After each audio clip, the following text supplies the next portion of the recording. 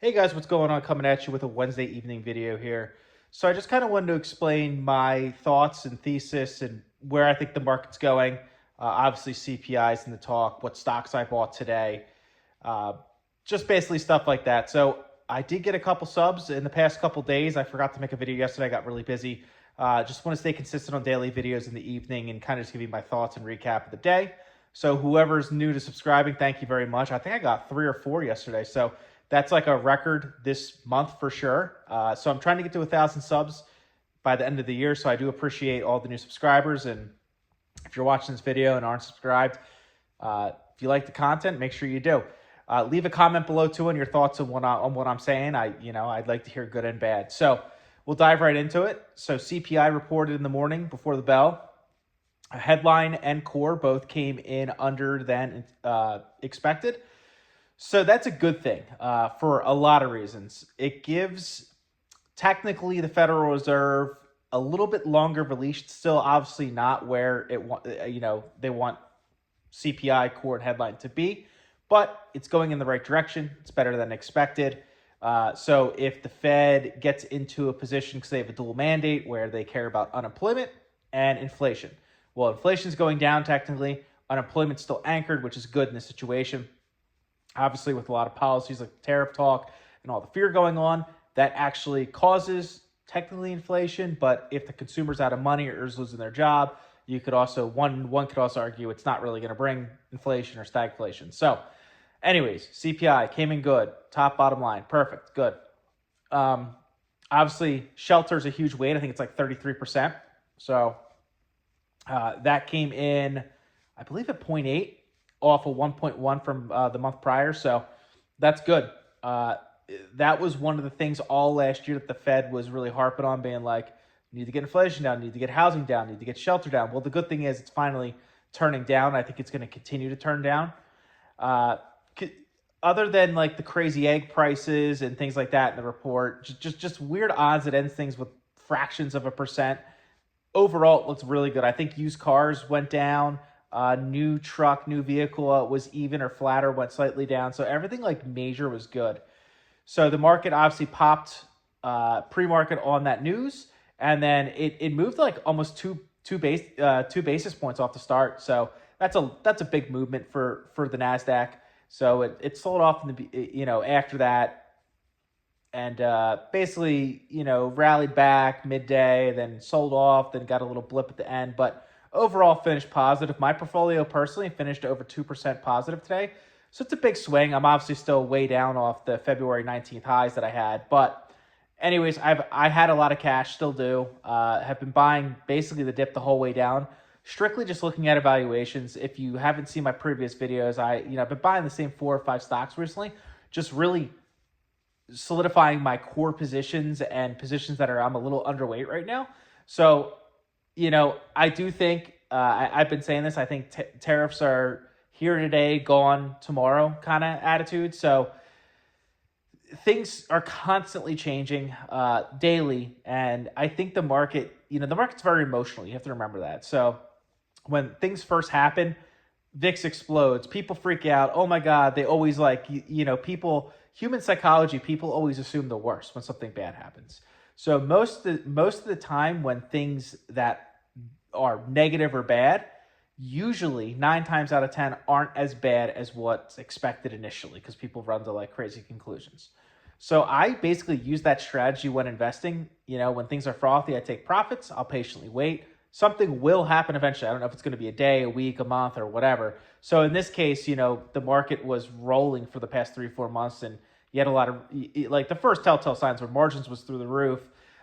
Look at the Coinbase and Robinhood new account users or old users that are re-signing up. Like, it was incredible. Robinhood's Q4 report was insane. So that is like a telltale sign of like people that aren't invested or fair weather investors or people that don't know what they're doing. Usually you're getting to a top at least temporarily. So that's kind of exactly what played out. So all Q4 and the early part of Q1, I was cashing up, taking profits on things that made sense, and I was prepared for something like this. So that's kind of like my strategy when things get a little frothy. I wish I was making videos in December and January, but I wasn't.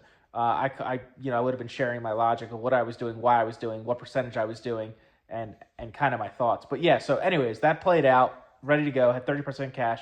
I did buy a little more today. I bought a good bit of Target and Amazon, which was one of my 4 core positions. I did buy that also. So average cost up on Amazon, average cost down hardly on Target, like 1%. My cost base is around like 107, 108. So for Target. So Target's going through a lot right now. They're obviously riding off the backs of the Walmart lower guidance and consumer slowing down and all the anti-woke stuff and the boycotting with Target right now. It's actually a full circle thing. It's kind of funny. So I actually started my Target position when a couple years ago they went woke, and I actually bought the bottom of that. I actually got it like really damn close. And now I'm buying it when they go anti-woke. So I've actually done 2 like major buys, like periods, for both sides, which is actually really funny how that pans out at actually the same level. So it is a dividend. It's a core position. I just really like the forecast, the guidance, I just think Target's great for the long term. And if you're new to my channel, I am a long-term investor. I do hold between 20 and 25 stocks. I'm actually, next run-up, I'm actually going to shave down a couple smaller positions, but I really want to get under 20. I really want to focus on like 15 to 20, just really big positions, and my obviously 4 or 5 core, I want to be like massive. So anyways, I'll talk about that in another video when I rebalance. But yeah, so Target's one of those positions that I really want to build up and make it larger, because I feel like you're buying it. You know, the forward PE is, I think it's like 11 right now or 10. It's crazy. I mean, it really should trade in a normal market. I mean, I think Target, you know, fair valuation for them, you know, I don't know, 16 to 18 times forward. So it's cheap. It's not going to be like it's not going to be like a Palantir or, you know, an AMD like grower, but you want to have some dividends in your portfolio just for diversity and a little bit of security on downtrends. They don't usually move as much. So kind of hold your portfolio together. But yeah, so tariff talk was kind of like quiet today. I really didn't see any crazy headlines. I think people were just kind of shifting things out. I know the Prime Minister came to the States. We have some people in the administration flying over to Saudi Arabia to talk about the Ukraine deal. They said they want to cease to sit, or they're in talks. That's all going to pan out in the next couple of weeks. I think the tariffs are going to come to a pause, or they're going to U-turn on and say, oh, it was only a one-time fee or something like that to justify that, oh, we got what we wanted. And it's just posturing. I've been saying this. So really, in my opinion, market's not pricing in a recession. I don't really see any crazy indicators of a recession. We don't even have a forecast of negative GDP really, or like a result that came in yet. So we need to see employment moving quickly up. We need to see GDP go negative at least one quarter.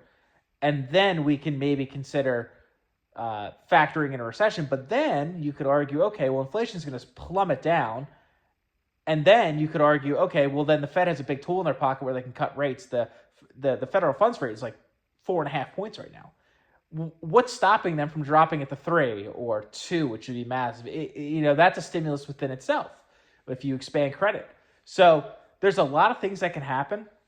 So with that said, basically how I'm doing it, I bought Amazon today. I bought Target today.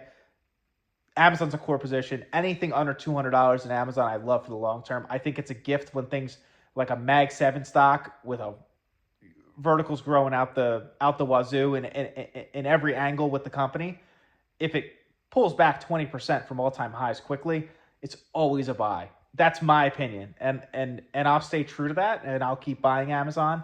It's just a great company for decades and decades. Like, I don't know when Amazon's going to stop growing.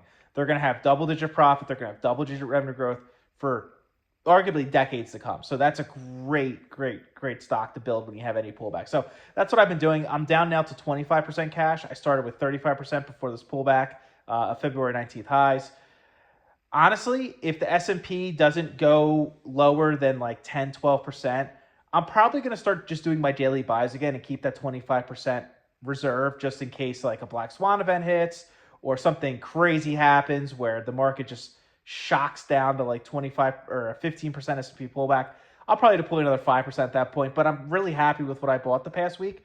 I bought a lot of AMD, bought some ELF, bought some Celsius, bought some Nike, bought some Amazon. So those are just ones I've been buying recently, like within the past couple weeks, and really happy with all the buys. I feel like even in like the next couple months, I feel like I'm going to really be happy with making those buys. And, time will tell. We'll make a video, we'll review it, and we'll see what happens. So, yeah, if you guys like this video, it's just a short summary today. I'm pretty, pre-market is green right now as I'm shooting this. It wouldn't shock me if the market rallied back tomorrow and Friday. And if it does, great. If it doesn't and does what I think, if it shoots down, I'll buy more. But yeah, I'll make some videos, obviously every day, hopefully. And yeah, till tomorrow, I'll let you guys know my thoughts. But that's what I bought. That's my thoughts on CPI. Trying to get to 1,000 subs again. So if you guys like this video, make sure you hit the like button and hit the subscribe button. If you got any questions or comments or whatever, if you write it below, I'll be happy to reply back to you. So till tomorrow, peace.